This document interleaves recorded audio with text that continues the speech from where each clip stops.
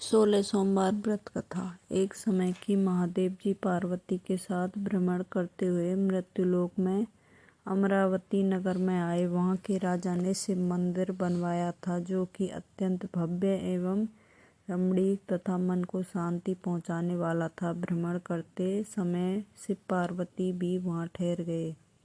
पार्वती जी ने कहा, हे नाथ, आओ आज इसी स्थान पर चौसर पासे खेला प्रारंभ हुआ। शिव जी कहने लगे, मैं जीतूंगा। इस प्रकार उसकी आपस में वार्तालाप होने लगी। उस समय पुजारी जी पूजा करते हुए आए।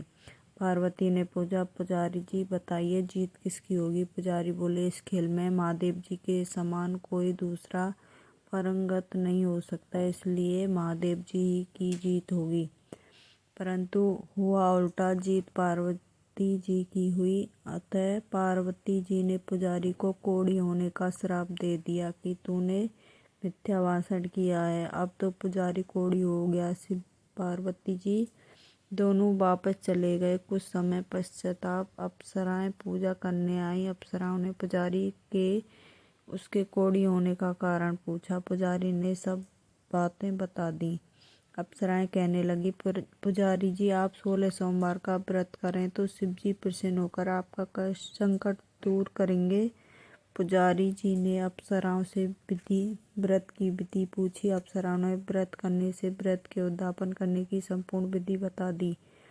पुजारी ने विधि पूर्वक श्रद्धा से व्रत प्रारंभ किया, अतः व्रत का उद्यापन भी किया।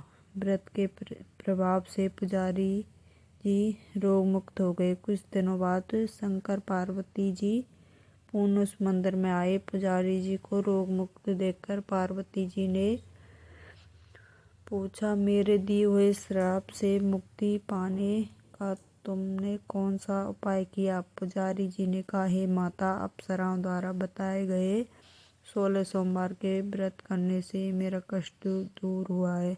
पार्वती ने 16 सोमवार का व्रत किया, जिससे उनसे रूठे हुए कार्तिकेय भी अपनी माता से प्रसन्न होकर आज्ञाकारी हुए। कार्तिकेय ने पूछा, हे माता, क्या कारण है कि मेरा मन सदा आपके चरणों में लगा रहता है? पार्वती ने कार्तिकेय को 16 सोमवार के व्रत का महत्व तथा विधि बताई। तब कार्तिकेय ने भी इस व्रत को किया तो उसका बिछड़ा हुआ मित्र मिल गया। अब मित्र ने इस प्रकार इस व्रत को अपने विवाह होने की इच्छा से किया। फलंत वह विदेश गया। वहाँ के राजा की कन्या का स्वयंवर था। राजा ने प्रण किया कि हथनी जिस व्यक्ति के गले में वरमाला डाल देगी, उसी के साथ राजकुमारी का विवाह करूंगा। यह ब्राह्मण मित्र भी स्वयंवर देखने की इच्छा से वहाँ एक ओर जाकर बैठ गया। हथनी ने इसी ब्राह्मण मित्र को माला पहनाई तो राजा ने वही धूमधाम से अपने राजकुमार को विवाह करके साथ कर दिया।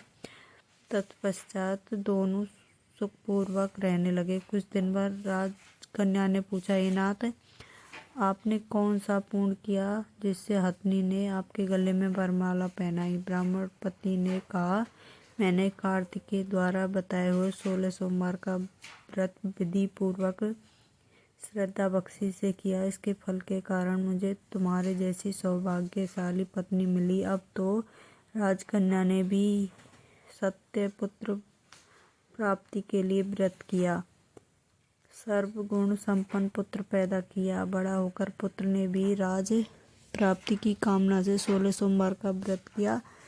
राजा के देवलोक होने पर इसी ब्राह्मण कुमार को राजगद्दी मिली। फिर इस व्रत को करता रहा। एक दिन उसने अपनी पति को पूजा सामग्री शिवालय ले चलने को कहा, परंतु उसने पूजा सामग्री अपनी दासियों द्वारा भिजवा दी। जब राजा ने पूजन समाप्त किया तो आकाशवाणी हुई कि हे राजा, तुमने पत्नी को त्याग दो, नहीं तो राजपाट से हाथ धोना पड़ेगा।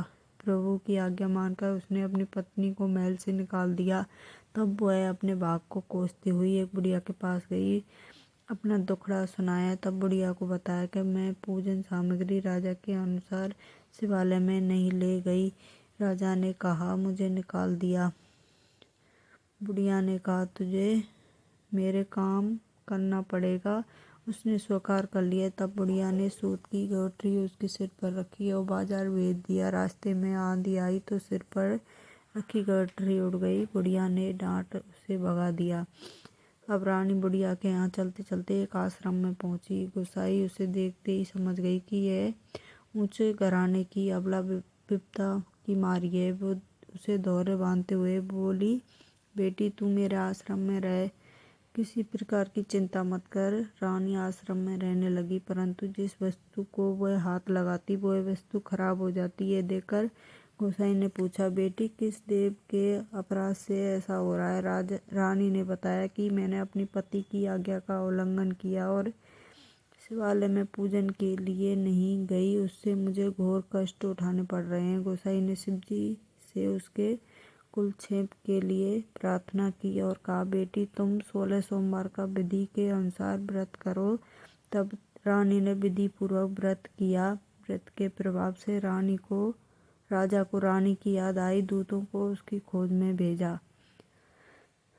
आश्रम में रानी को देख दूतों ने राजा को बताया। तब राजा ने वहां जाकर गोसाई से कहा, महाराज यह मेरी पत्नी है, मैंने उसका परित्याग कर दिया था, कृपया इसे मेरे साथ जाने की आज्ञा दें। शिव जी की कृपा से प्रतिवर्ष 16 सोमवार का व्रत करते वो आनंद से रहने लगे। अंत में शिवलोक को प्राप्त हुए। कथा सुनने के पश्चात शिव जी की आरती। ओम जय शिव ओमकारा जय हो।